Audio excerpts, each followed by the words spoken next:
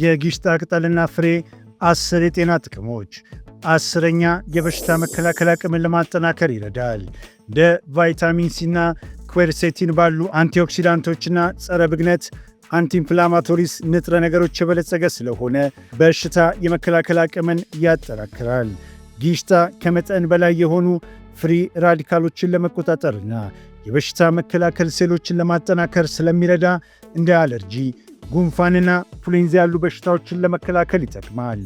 9ኛ ውጥረትን፣ ስትረስና ጭንቀትን ለማስታገስ ይረዳል።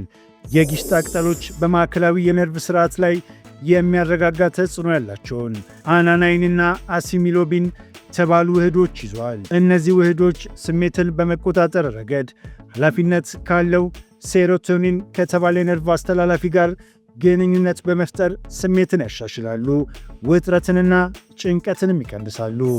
8ኛ የሰውነት ፈሳሽ መጠን ሃይድሬሽን ለመጠበቅ ይጠቅማሉ። የጊሽጣ ፍሬ ውስጠኛው ክፍል ወደ 82 ግራም የሚጠጋ ውሃ ይይዛል። ይህም ደግሞ ለሰውነት ከፍተኛ የፈሳሽ መጠንን ይለግሳል። በተለይም በሞቃት አካባቢ ወይም የአካል ብቃት እንቅስቃሴ በሚደረግበት ወቅት ድርቀትን ለመከላከል ይረዳል። 7ኛ የአይን ጤናን ለመጠበቅ ይረዳል። ጊሽጣ ለአይን ጤና በጣም አስፈላጊ የሆነውን ሉቲን የተባለውን አንቲኦክሲዳንት ይዟል። ስለዚህ እንደ ሞራ፣ የማኩላር መበላሸት ያሉ ከዕድሜ ጋር ተያይዘው የሚመጡ ለእይታ ማጣት የሚዳርጉ የአይን በሽታዎችን ለመቀነስ ይረዳል።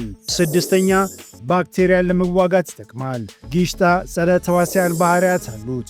ጥናቶች እንደሚያሳዩት ለድድ መቁሰል፣ ለጥርስ መቦርቦርና ለፈንገስ ኢንፌክሽን ምክንያት የሆኑ የባክቴሪያ አይነቶች እድገትን ሊከላከል ይችላል። በተጨማሪም ለኮሌራና ለስታፊሎኮከስ ኢንፌክሽን መንስኤ የሆኑ ባክቴሪያዎችን ለመከላከል ውጤታማ እንደሆነ ቢታይም ይህንን ለማረጋገጥ ግን ተጨማሪ ጥናቶች እየተካሄዱ ይገኛሉ። 5ኛ የደም ግፊትን ለማስተካከል ይረዳል።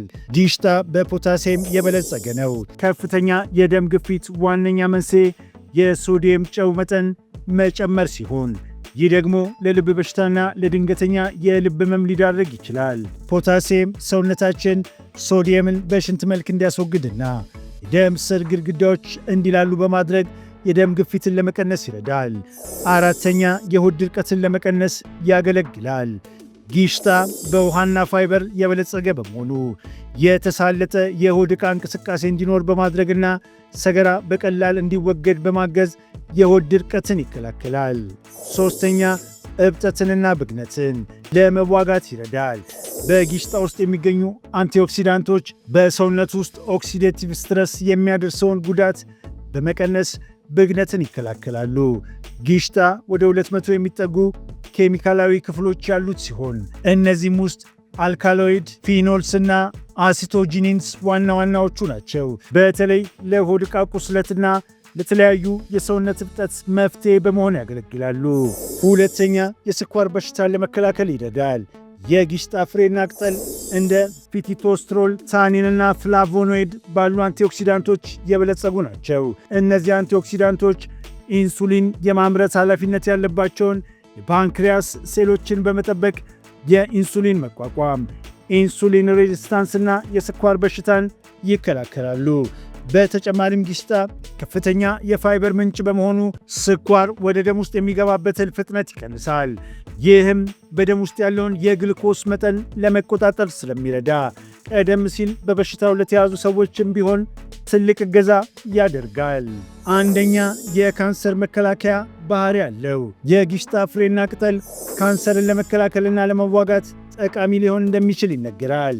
እንዲያውም ከአንዳንድ የኬሞቴራፒ አይነቶች በበለጠ ኃይለኛ እንደሆነ የሚገልጹ መረጃዎች አሉ።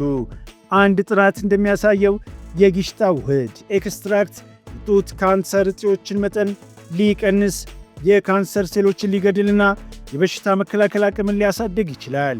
ሌላ ጥናት ደግሞ የሉኪሚያ የደም ካንሰር ሴሎችን እንዳይፈጠሩና እንዳይስፋፉ የማድረግ ችሎታ እንዳለው አረጋግጧል። ማሳሰቢያ፣ ምንም እንኳ እነዚህ ጥናቶች ተስፋ ሰጪ ቢሆኑም የተካሄዱት ከፍተኛ የጊሽጣ ውህድ መጠን በመጠቀም በቤተ ሙከራ ደረጃ ነው። ይሁን እንጂ በብዙ ሰዎች የግል ተሞክሮ የግሽጣ ቅጠል ለተለያዩ ህመሞች ፍጹም መፍትሄ እንደሆነ ይነገራል።